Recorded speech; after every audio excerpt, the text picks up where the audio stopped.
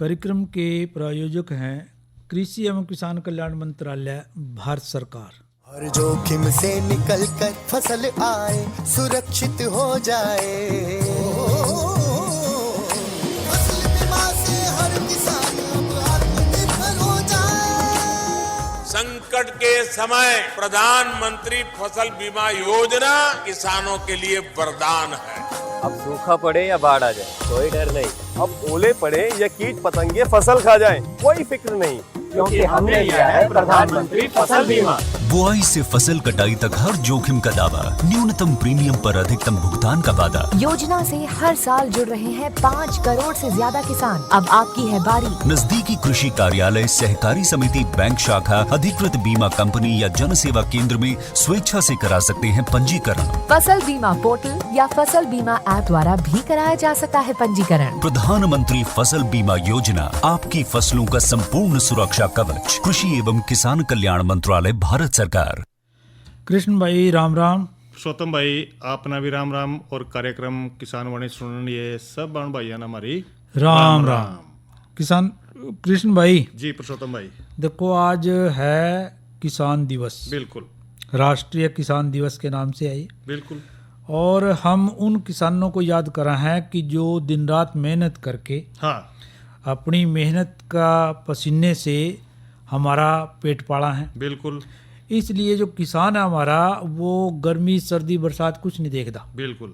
और भरपूर अनाज उत्पन्न करने का खूब प्रयत्न करा है। यूं कह सका कि भी दिन रात लगे रहा। बिल्कुल। इसलिए उसने हम अन्नदाता भी कहा। तो इसलिए आज के दिन उनको बधाई देने वास्ता, उनसे प्रेरणा लेने वास्ता आज के दिन को किसान दिवस के रूप में मनाने की परंपरा शुरू हुई। बिल्कुल। और ये जो किसान दिवस है हम मना रहे हैं, अपने चौधरी चरण सिंह जी की जयंती है आज। जो अपने पूर्व प्रधानमंत्री रहे हैं। बिल्कुल। और उन्होंने किसानों के वास्ते बहुत कुछ किया, बहुत प्रयत्न किया, बहुत सी योजनाएं बनाई ताकि किसानों का फायदा हो, उन्हें भी सुख शांति समृद्धि मिला। तो इस दिन को हम किसान दिवस के रूप में मनाते आ रहे हैं। बिल्कुल। और हम जाना है कि जो हमारा जो देश है कृषि प्रधान देश है।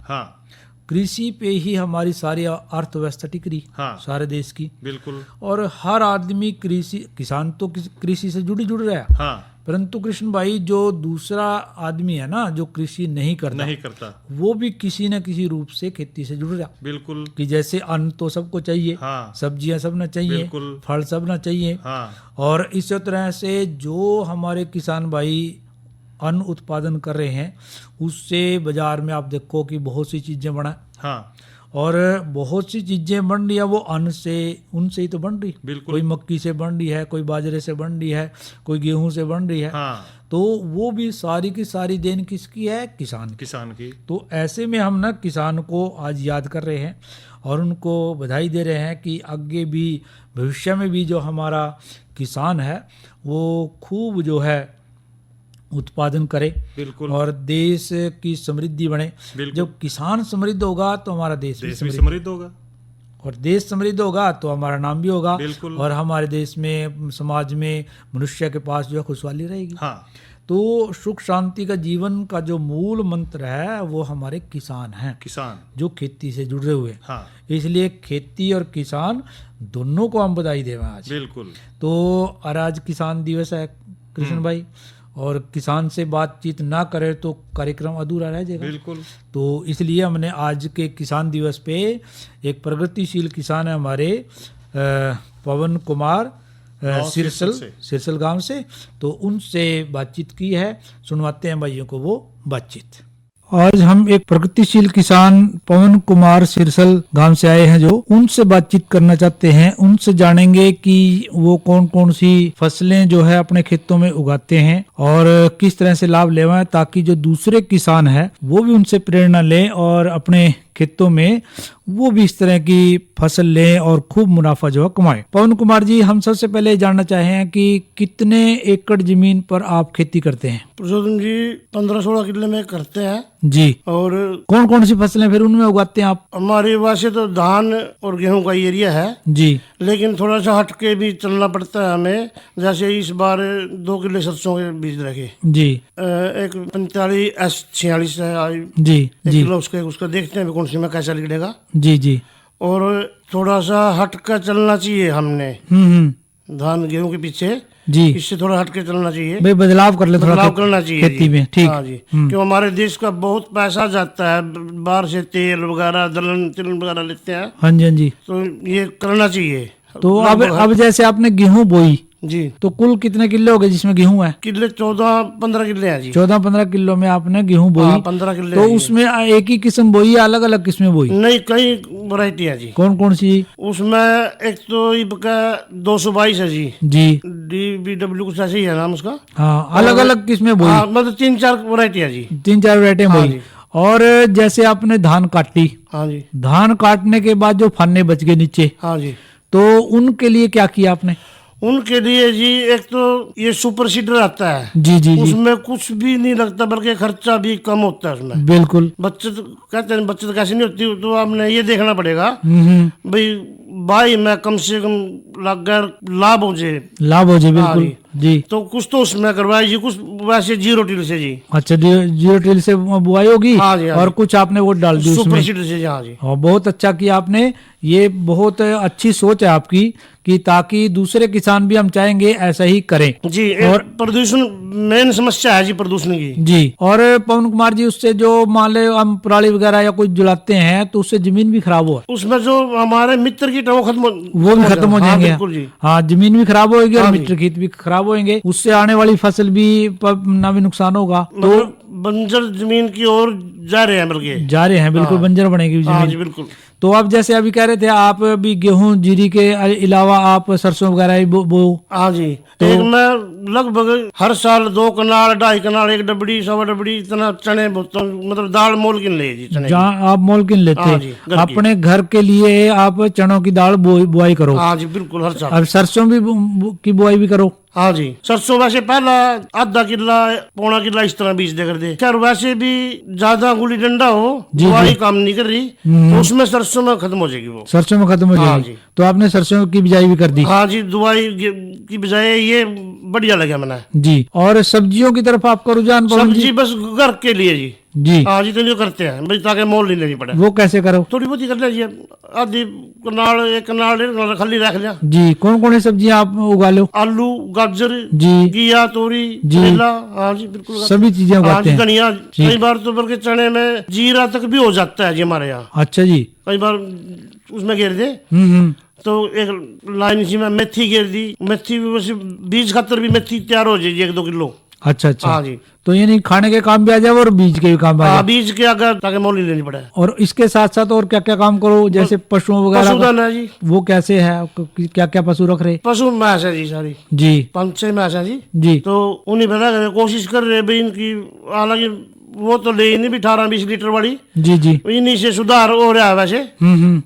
5-6 लीटर पे थी, 12-13 लीटर देवेगा मैंस दूध। जी। और 2 ब्याने वाली है, तो शायद इसी महीने में 30 दिसंबर से पहले ही भेजेगी। जी। तो उनका है जी पूरी उसकी वो रखा, जैसे मेरा मिक्सर है जी। मैं लाता हूँ करनाल से।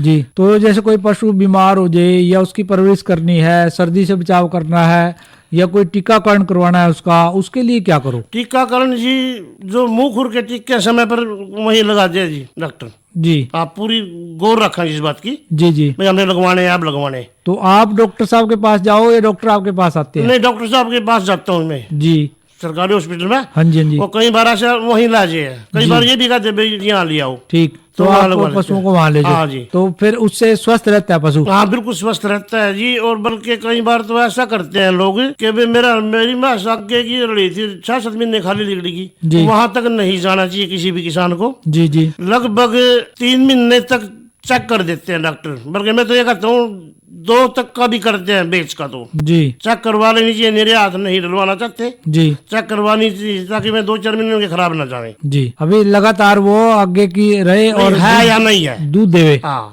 जी और मिनरल मिक्सचर कम से कम 8-10 महीने तो सर्तियाँ देने, दूध दे रही हो मैं ऐसे या नहीं दे रही हो, जी वो जरूरी है, तब भी देना। तब भी देना। जी क्यों, हमारे इतनी ताकत नहीं रह रही जमीन में जो पहले थी।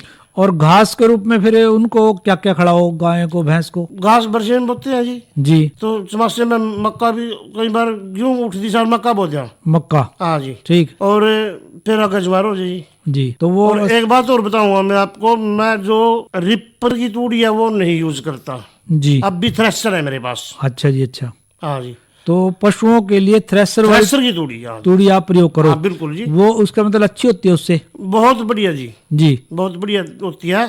मैं ये देख लेता हूँ मेरा खर्चा इतना है, जी 4-5 किलो की तूड़ी लग जाए, जी जी बल्कि कई बार तो 1-2 किलो की बेच भी देता हूँ जी। लेकिन अपने भैंसों के लिए वो अपनी तूड़ी जी। तो, और इसके साथ साथ कोई आप गन्ना फसल, आलू फसल, ऐसी कोई फसल भी उगाओ? बस बेचने के लिए तो नहीं, बाकी आलू सब्जी वगैरह घर के लिए लगाते हैं। हमारे एरिया में वैसे गन्ना नहीं है जी।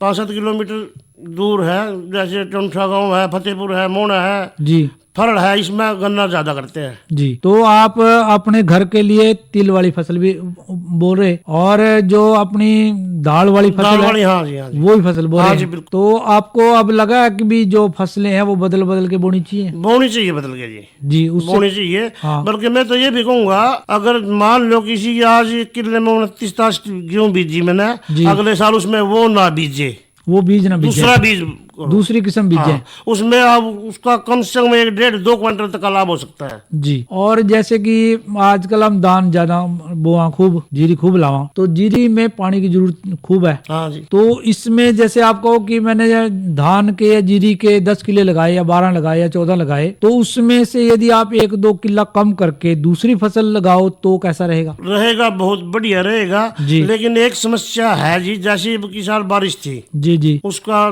औसत पर असर पड़ा, काफी पड़ा। जी पानी की निकासी नहीं रह रही इतनी, वो जो पहले पानी की निकासी थी बरसात के पानी की, कुदरत के अपने आप ही जाते थे, जी। अब वो निकासी नहीं है जी, पानी बहुत खराब कर रहा अब जी। तकरीबन हरे गांव में ही कर रहा। क्यों, कहीं खाड़ पक्के हो गए, कहीं रास्ते पक्के हो गए, जी जी। पानी के निकलना मुश्किल हो रहा। हाँ जी। तो जैसे सूरजमुखी तो वगैरह मान लो है, अगर मेरा विचार मक्की का हो, मक्की तो है, हाँ। होने की नहीं, फिर वो मक्की होने होने की की नहीं वो जी। और सूरजमुखी है या मूंग है कोई? नहीं, मूंग तो वैसे ही बीजते हैं 1/2 किला जी, अच्छा, वो बहुत बिल्कुल बीजते हैं जी, बीजते हैं वो, बिल्कुल। ठीक। जैसे अब पिछले साल मेरे पास 1/2 किला था मूंग का, जी। बहुत बढ़िया मूंग है। अच्छा हाँ जी, और उसमें फिर उसी में पाड़े पुड़े कढ़ा के उसी में जील रहा जी, जी। बल्कि यूरिया भी बहुत कम डाला फिर इसमें। हाँ बिल्कुल, क्योंकि फसल का जो चक्कर है ना जी, फसल का बदलाव, वो अपनी जमीन वास्ते है और किसानों वास्ते, दोनों वास्ते फायदेमंद है। हाँ जी, अब जैसे 2 किले सरसों के हैं, जी तो उनमें 7 किला मक्के के लिए 1.5 किले में मूंग बोऊंगा जी। इसके तो नीचे। उससे वो बदलाव हो हाँ जी, जाएगा। बिल्कुल बदलाव हो जाएगा। तो आप ये कहना चाह रहे हैं भाइयों को, किसानों को भी, धान और गेहूं से अलग भी हमने सभी कोई फसलें और विकल्प देखना चाहिए जी। उसका कोई मतलब सोल्यूशन कार्ड निकालना चाहिए जी जी। मेरे हिसाब से। तो और क्या क्या बात आप किसान भाइयों को कहना चाहोगे भी हमने ये काम करना चाहिए? और बस मेरी तो यही प्रार्थना है, तो इससे आग लगाने से बचें, इससे बचे। एक तो नंबर बहुत 1। बढ़िया इसका प्रार्थना। ऑप्शन बहुत चल गया अब तो, जी सुपर सीडर है, उसमें तो जरूरत, जैसे हम बिजाई करते हैं जी जी। तो 2-3 बार पहले बिजाई करेंगे, उसकी आग लगा फलने कटवाओगे 700-800 में 1000 रुपये की किलो में जी। और 2-3 बार फिर बिजाई करेंगे, बावेंगे, उसमें तैयार करेंगे, उसमें ड्रिल करो या छिंटे की डालो, जी तो ये 5-6 हजार रुपये पड़ गया खर्चा। जी वो 2000 से 2400 रुपये लेते हैं मेरे ख्याल में, जी। तो वो एक बार में काम ने बेटा। यानी कि 5-6 हजार की बजाय 2,500 के लगभग हमारा काम चल हाँ जी, जाएगा। हाँ जी। और जो जमीन है उसमें नुकसान नहीं होने का। नुकसान नहीं होता, उसका लाभ होगा उसके फलने का जी। जी और सबसे बड़ा कई बार मिर्ची पहले आगा कुछ नहीं खेलना, खाद भी दे रहे हैं वो, जी फलने को भी मिक्स कर रहा जी। और ड्रिल का काम कर रहा, बोल रहा। हाँ बिल्कुल, तो ये करना चाहिए हाँ, ये किसान। करना चाहिए जी। इसका एक फसल से कोशिश करो भी, ताकि हमने बदलाव कर दे, बदलाव कर एक दें। के पीछे ना रह कर जी उस थोड़ा बहुत पशु तो भी रखना चाहिए, जी जी। 1-2 भैंसे तो कम से कम रखनी चाहिए। अच्छा, आप इसके साथ जैसे आप कह रहे भी हम भैंसे रखते हैं हम, हाँ जी, तो उनका जो गोबर है, जो उनका मलमूत्र गोबर है, तो उसकी खाद भी तैयार करो। खाद तैयार वैसे एक गड्ढा खोद रखे जी, जी, उसमें डाल दे वो, उसको डाल देते हैं। तो एक बार उसमें सर्दियों में कोई बंदा लाकर उसमें कसी मार कर उल्टते हैं उसको, पलटी पलटी मार दे उसमें जी, तो उसमें कम से कम 1.5-2 किलो हमारे साल गिरता हूँ मैं जी। तो वो खाद गिर हाँ, दो, वो- तो उससे फिर जो दूसरी खादें हैं वो कम मात्रा में यूरिया लगता है। वगैरह, हाँ बिल्कुल जी, और उससे पोषक तत्व भी हाँ, बढ़िया बिल्कुल, बढ़ती सारे है, तत्व पूरे और होंगे, जमीन की जो ताकत है वो बनी रहा। बनी रहेगी। हाँ जी, तो इसके साथ साथ हम ये भी चाहेंगे भी किसान भाई जो है आज जो वो मशीनों का प्रयोग कर रहा है, तकनीक का प्रयोग कर रहा है, तो उसको जो कृषि वैज्ञानिक, क्या आप उनसे जुड़े हुए हैं? बिल्कुल जुड़े हो जी। किस तरह से वाला? जैसे इसार मेला होता है जी, वहाँ जी। जाता हूँ, जी, करनाल होता है वहाँ जाता जी। हूँ, उनकी सलाह देखता हूँ भी कोई नई किस्म हो या कोई नई तकनीक हो या नया उससे- पशु हो। नया पशु हो जी। तो उसका वो भी जाता हूँ जी मैं। उनकी हाँ जानकारी जी, लेते हो, इसार काफी दूर पड़ा जी, लेकिन जाता हूँ मैं। जाते हो आप? हाँ जी, तो मैसेज आ जाता है या वैसे कोई बता दे जी जी, तो मैं इसार जाता हूँ उस जी। जाते हो। हाँ जी, फिर वो जानकारी आप आसपास के जो हाँ किसान है बिल्कुल जी, अड़ोसी पड़ोसी बताऊँ मैं जो कोई पूछे। उनसे साझा हाँ, करो। हाँ जी, तो आप हमारे स्टूडियो में आए, जी। आपने किसानों को बहुत अच्छी जानकारी दी। इस सारी जानकारी के लिए आपका धन्यवाद। हम ये जरूर उम्मीद करेंगे कि जो जानकारी आपने किसान भाइयों को दी, दूसरे किसान भाई भी उससे जो है लाभ उठावें। तो कृष्ण भाई, ये प्रसाद थे प्रगतिशील किसान पवन कुमार गांव सिरसल से, और हमने इनसे जानकारी ली है। और अब आप भाइयों को साथ साथ जो मौसम है, मौसम से संबंधित जानकारी है वो भी दो। पुरुषोत्तम भाई, आज के अगर हम तापमान की बात करें तो आज का अधिकतम तापमान रहा 21 डिग्री सेल्सियस और न्यूनतम तापमान रहा 8 डिग्री सेल्सियस। और कल जो है ना, अधिकतम तापमान रहने की संभावना है 23 डिग्री सेल्सियस और न्यूनतम तापमान 7 डिग्री सेल्सियस। और इसके साथ साथ भाई धुंध भी छाए रहने की संभावना है। और कृष्ण भाई जी, इसके साथ साथ जो कल हमारे किसान वाणी कार्यक्रम में चर्चा के विषय रहेंगे, वो उसकी जानकारी भी किसान भाइयों तक पहुंचा दो। देखिए पुरुषोत्तम भाई, जो हम कल किसानवाड़ी कार्यक्रम में जो बातचीत लेके आएंगे वो लेके आएंगे वर्मी कंपोस्ट खाद कैसे बनाएं। आज की नसीहत के अंतर्गत हम बात करेंगे ब्यात आए पशुओं की देखभाल पर। और कृष्ण भाई देखो, अगली चर्चा भी हम भाइयों के सामने रखेंगे, करेंगे, और पर उससे पहले करवाते हैं भाइयों का मनोरंजन, सुनवाते हैं यू लोकगीत।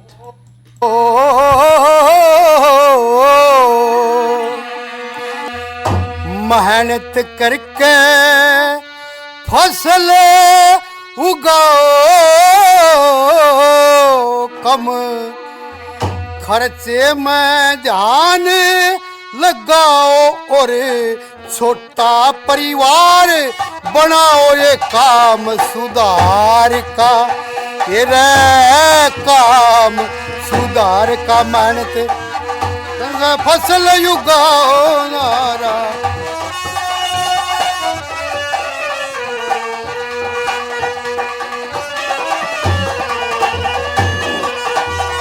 और उठे सवेरा मत सोवे, जागी जा।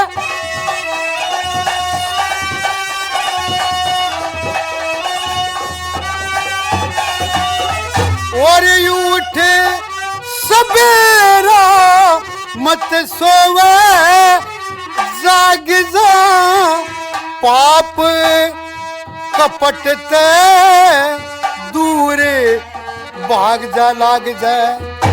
अन्नदाता का ढेर सोने चांदी की बने, बखेर फिरना किसी बात की और दे रही ये काम सुधार का। ये रे काम सुधार का। मेहनत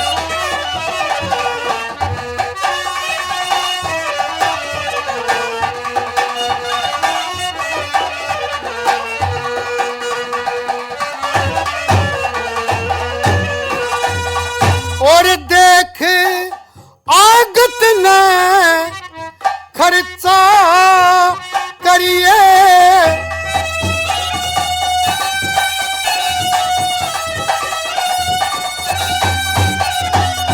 और देख आगत ने खर्चा करिए, और बदफली में और ना पग दरिए करिए। सुरती सच्चा हर मैं फेर तेरा रह चांदना घर में होनी चाहिए शांति नर्म ये काम सुधार का ये रह काम।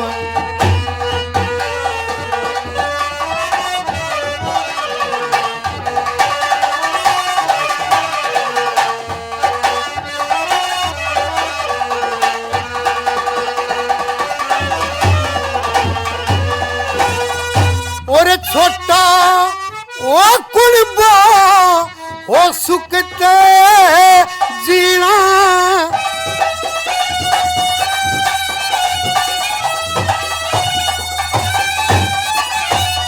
और छोटा आया कुलबा हो सुखते जीना रहेगी आजादी तेरी ना बनता हीना न मारी ओ ना मारी होए शराब छोड़ के ये सारे गलत जवाब कर काम सुधार का ये रे काम सुधार का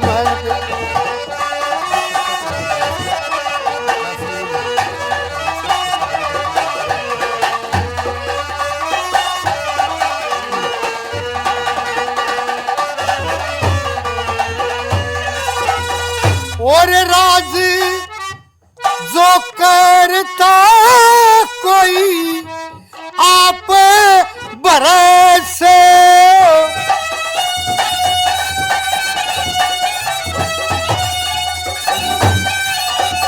और जो करता कोई आप भरोसे राज सिंह न्यू ध्यान दरस करस छोटे बड़े का कायदा हो से इन बातों में फायदा चाहिए अच्छे गुण का राधा ये काम सुधार का ये रे काम सुधार का।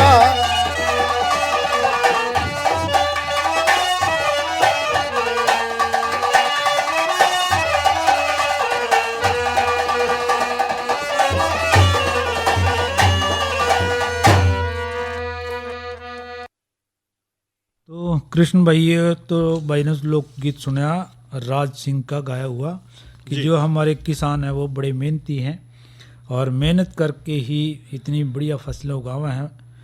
और ईब एक और चर्चा जो आप करना चाह रहे थे कि वो कह रहे थे आप भी मौसम बहुत बढ़िया है, सर्दी का मौसम है बिल्कुल, और सर्दी के मौसम में जो ब्याह शादियाँ हैं वो भी खूब हुआ हैं बिल्कुल, और उनमें जो खुम्ब की सब्जी है ना, हाँ, उसने लोग बड़े चाव से खावा और इसकी खेती भी खूब लोग कर रहे हैं। बिल्कुल, तो उसकी खुम्ब पौष्टिक भी है, स्वादिष्ट भी है, परंतु आप कह रहे थे भी कुछ ना कुछ छोटे छोटे रोग जो है ना सूत्रकृमि जैसे, हाँ, इसमें लग जाए हैं। तो कैसी यह सब्जी है और किस तरह से रोग हैं, कौन कौन से रोग हैं, वो उसके क्या कारण है और किस तरह से हम खुम्ब की जो काश्त है सब्जी है उसको हम उनसे बचा सके हैं, इस बारे में हम भाइयों से कर रहे हैं इसकी चर्चा।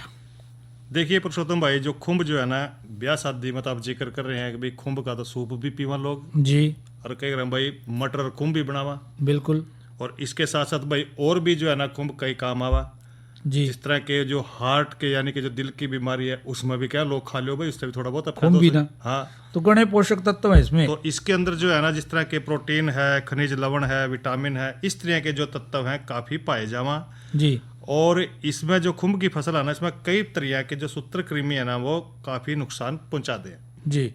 और सूत्रकृमि जो कई ग्राम भाई सूत्र धागा कृमि कीड़ा यानी के ब्रीक तागिया की तरह सूक्ष्म जीव हैं, यानी छोटे छोटे कीड़े, हाँ जी। और इसमें जो सूत्रकृमि है वो फसल ना कई तरह से नुकसान पहुंचा दे हैं, जिस और यह ओह भी दो तरह के हैं। कौन कौन से? एक परजीवी सूत्रकृमि, एक मृतभक्षी सूत्रकृमि। तो इनमें दोनों में कृष्ण भाई फिर क्या अंतर है, किस तरह पहचानेंगे ना? देखिए जो परजीवी है जी, यो सूत्रकृमि खुम्ब का जो कवक जाड़ा ना, हाँ, उसना खा जा, अच्छा, और खुम्बा मत चूस का रस उसना यू खत्म कर दे। कोक जाल भी खा लिया, रस भी चूस लिया, हाँ। फिर तो रहे कुछ नहीं। कुछ नहीं। और जो दूसरा कह रहे आप मृत पक्षी, यो सूत्रकृमि भी जो है ना कंपोस्ट ते अपना भोजन बनावा और कवक जाल को यूं भी नुकसान पहुंचा दे है जी। और सूत्रकृमि कंपोस्ट में जो जहरीले तत्व हैं या फिर वो गंदगी है वो उसमें छोड़ दे हैं जी, जिससे खुंभ जो है ना कवक जाल वो उसका सारा मर जाएगा, खत्म हो जा। हाँ। और कुंभ भी बीमारी खत्म हो जा। हाँ। फिर इसके क्या कारण है, किस तरह से हम इसने पहचान सका?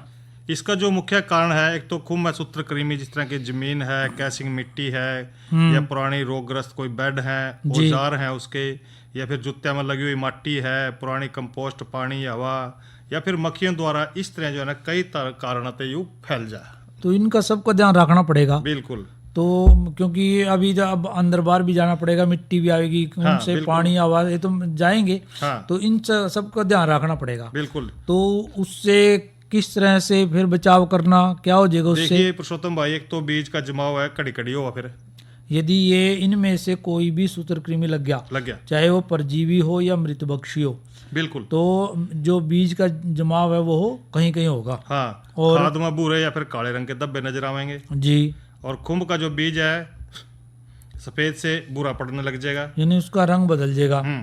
और जो ग्रसित खाद है यानी कि जिसमें लग रहा है उसमें ते बदबू आनी शुरू हो जाएगी। जिसमें सूत्रकृमि लग गया रोग, हाँ। उस खाद में से भी बदबू आने लग जाएगी। हाँ। यानी खराब हो जाएगा। बिल्कुल। जी। और खुंभ का आकार सिकुड़ जाएगा और खुंबियां कम बनेगी। और जब रोगी लग जाएगा कृष्ण भाई, तो खुंभ का आकार तो बहुत छोटा ही होएगा। हाँ। और उसमें से पैदावार भी हम गिनी चुनी ले सकेंगे, खराब हो जाएगी हमारी। बिल्कुल। तो फिर इसको रोकथाम किस तरह करें इसकी? एक तो अगर रोकथाम की बात करें पुरुषोत्तम भाई, तो एक तो खुंभ का जो कक्ष है उसके आसपास अपना सफाई का ध्यान रखना पड़ेगा। साफ सफाई रखनी है। नहीं, हाँ। पहला काम तो ये है साफ सफाई रखनी। हाँ। आधा रोग तो उसी से खत्म हो जाएंगे। दूसरा है कैसिंग मिश्रण अच्छी तरह से कीटाणु रहित कर लें जी। और कंपोस्ट को हमेशा पक्के फर्श पर या फिर प्लास्टिक की चादर पर भाई जो फार्मेलिन से उसको उपचारित जरूर करें। यानी कि कैसिंग जो मिश्रण बनाया था, हाँ। उसको भी उपचारित करना है। बिल्कुल। और वो जो कंपोस्ट है उसको भी हमने फर्श पे लटा लें और या चादर पे, और उसको भी उपचारित कर दें। हाँ। और पुरानी कंपोस्ट को कैसिंग खातर भाई प्रयोग में ना लावा। जी। यानी कि पुरानी होने कोई भी, हाँ। उसमें भी ये सूत्रकृमि लगने की अंदेशा ज्यादा बना रहेगा। बिल्कुल। तो उसको ना यूज करें। हाँ। नहीं, उसको नई केसिंग का ही प्रयोग करें। हाँ। खुंभ कक्ष के जो खिड़कियां हैं, दरवाजे हैं, उन पर जो है ना ब्रिक जालियां लगाएं और टाइम टाइम पर भाई कई करें न्यूवान का छिड़काव जरूर करें। हाँ भाई, खिड़की में जालियां लगाने से मक्खी मच्छर है, जैसे आप कह रहे हवा है, वो ये चीजें नहीं आने की। हाँ। मक्खी मच्छर से बचाव होएगा तो सूत्रकृमि नहीं पहुंचने के। हाँ। तो उसका आप छिड़काव भी कह रहे, छिड़काव भी करते रहो साथ साथ। खुंभ कक्ष में जिन औजारों का भाई प्रयोग कर रहे हैं उन्हें पहला 2-3 मिनट उबलते पानी में या फिर 5% फार्मेलिन के घोलते उपचारित जरूर करें। जो औजार, क्योंकि कोई ना कोई यंत्र, कोई ना कोई औजार तो हमने हर जगह प्रयोग करना ही करना पड़ेगा। हाँ। तो खुंभ में भी जब खुंभ उगाएंगे तो जो औजार हम प्रयोग कर रहे वो भी हमने दवा से उपचारित कर लेने हैं, यानी कि उनको भी जो सूत्रकृमि रहित बना लेना है। हाँ जी। और खुंभ कक्ष की जो दीवार है, फर्श है, उनको फार्मेलिन के 5% घोलता उपचार जरूर कर लें। यानी कि दीवार और फर्श, क्योंकि आप कह रहे थे ना कि जुत्तियां द्वारा, मिट्टी द्वारा भी सूत्रकृमि पहुंच सका है, तो उसकी जो दीवारें हैं और फर्श हैं, जो कमरा हमने जिसने चुना है खुंभ वास्ता, उसको भी उपचारित हम कर लें। सफेद बटन खुंभ जो है ना ढींगरी फसल का भाई चक्कर जरूर अपना किसान भाई। जी। तो इससे इन सारी बातों का जब ध्यान रखेंगे कृष्ण भाई हम, तो हम खुंभ की अच्छी पैदावार ले सकेंगे और इसकी जो पौष्टिकता है, स्वादिष्टता है, उसको भी खूब हम ले सकेंगे। और इब देखो कार्यक्रम का समय यहीं समाप्त हो रहा है। भाइयों से लेवा इजाजत। अच्छा भाइयों, राम राम। इधर इधर इधर हम बोल रहे हैं तेरे बीजू का उतला बोल रहा है। पक्षियों से तो हम खेत को बचा लेते हैं, पर इन घातक रसायनों से कैसे बचाएं? मतलब? देख बेटा, तू जो ये अंधाधुंध रसायन मिलाता है ना, मिट्टी की सेहत बिगड़ने लगी है। और जब माटी ही कमजोर पड़ जाएगी तो उपज कैसे सेहतमंद होगी? अरे पहले ऐसा नहीं था। पूछना अपने बड़े बुजुर्गों से, कैसे फसल लहलहाती थी, शुद्धता झलकती थी। हाँ, माटी भी तंदुरुस्त और लोग भी। अरे अब पहली वाली बात कहाँ? पर अब तो सब यही डाले हैं। सब नहीं, आज भी लाखों जागरूक किसान परंपरागत विधि से फसल उगा रहे हैं, खर्चा कम और उपज की कीमत भी बेहतर पा रहे हैं। सच है? रे बेटे एक्सपीरियंस से बता रहे हैं, धूप में बाल सफेद नहीं किए हैं। हाँ। ठीक है भाई, मैं भी आज से जैविक खेती शुरू करूंगा। माटी से प्रेम की परंपरा है, परंपरागत खेती। कार्यक्रम के प्रायोजक थे कृषि एवं किसान कल्याण मंत्रालय, भारत सरकार।